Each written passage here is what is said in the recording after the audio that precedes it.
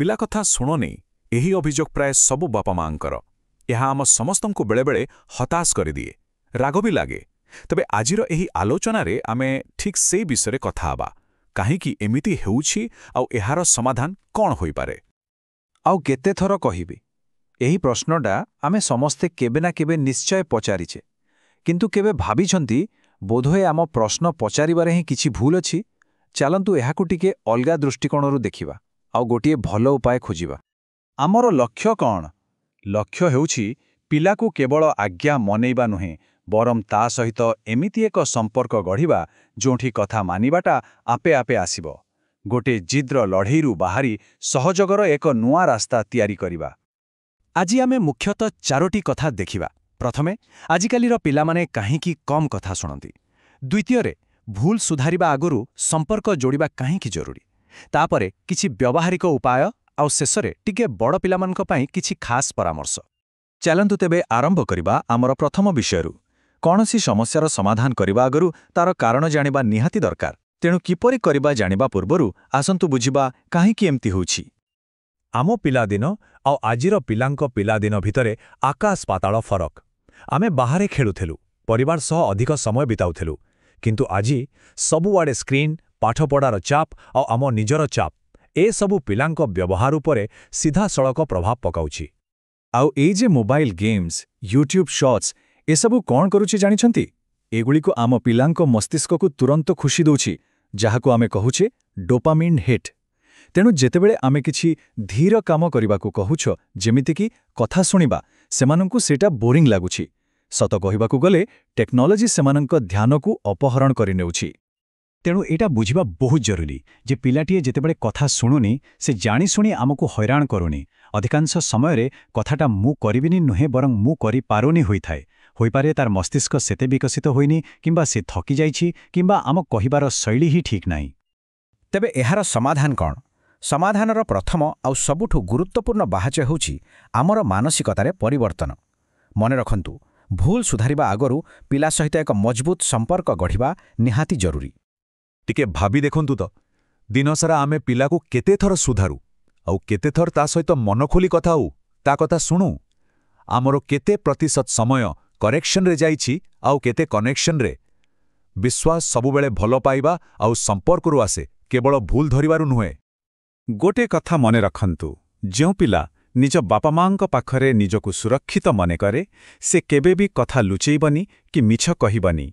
କାରଣ ଡର କିମ୍ବା ଦୋଷ ଭାବନା ପିଲାଙ୍କ ମନରେ ଚାପ ସୃଷ୍ଟି କରେ ଆଉ ସେମାନଙ୍କର ଶିଖିବାର କ୍ଷମତାକୁ କମ୍ କରିଦିଏ। ଏବେ ଦେଖିବା ଗୋଟେ ବହୁତ ସହଜ କିନ୍ତୁ ଶକ୍ତିଶାଳୀ ଉପାୟ। ଯେକୌଣସି କଥା କହିବା ପୂର୍ବରୁ ଏହି 3ଟି କାମ କରନ୍ତୁ। ପ୍ରଥମେ, ପିଲାର ପାଖକୁ ଯାଆନ୍ତୁ। 2ରେ, ତା ଆଖି ସ୍ତରକୁ ଆସନ୍ତୁ। ଆଉ 3ରେ, ତା ନାଁ ଡାକି ଆଖିରେ ଆଖି ମିଶିବା ଯାଏଁ ଅପେକ୍ଷା କରନ୍ତୁ। ଦେଖିବେ ଆପଣଙ୍କ କଥା ସିଧା ତା ପାଖରେ ପହଞ୍ଚିବ।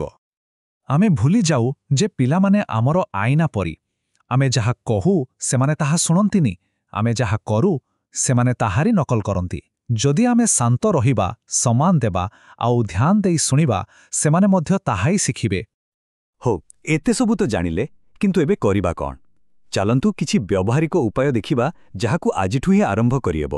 ଆପଣଙ୍କର କ'ଣ ଏବଂ କିପରିର ଏକ ଛୋଟ ଟୁଲ୍ କିଟ୍। ପ୍ରଥମେ, ପିଲାର ବ୍ୟବହାରକୁ 2 ଭାଗରେ ବାଣ୍ଟି ଦିଅନ୍ତୁ। କିଛି କାମ ଯାହା ଆମେ ଚାହୁଁ ପିଲା ବନ୍ଦ କରୁ, ଯେମିତିକି ଜିଦ୍ କରିବା କି ମାରପିଟ୍ କରିବା। ଆଉ କିଛି କାମ ଯାହା ଆମେ ଚାହୁଁ ପିଲା ଆରମ୍ଭ କରୁ, ଯେମିତିକି ସ୍କୁଲ ପାଇଁ ପ୍ରସ୍ତୁତ ହେବା। 2ଟି ପାଇଁ ଉପାୟ ବି ଅଲଗା। ଏହି ବନ୍ଦ କର ବ୍ୟବହାର ପାଇଁ 1, 2, 3 ନିୟମ ବହୁତ କାମ ଦିଏ। 1 କହି ସତର୍କ କରନ୍ତୁ, 2 କହି ଆଉ ଗୋଟିଏ ସୁଯୋଗ ଦିଅନ୍ତୁ, ଆଉ 3ରେ କିଛି ନ କହି ଶାନ୍ତ ଭାବରେ ପୂର୍ବରୁ ସ୍ଥିର ହୋଇଥିବା ପରିଣାମ ଲାଗୁ କରନ୍ତୁ। କିନ୍ତୁ ମନେ ରଖିବେ, 3 କହିବା ପରେ ଯାହା ପରିଣାମ ହେବ ତାହା ସବୁବେଳେ ଏକାଭଳି ହେବା ଦରକାର।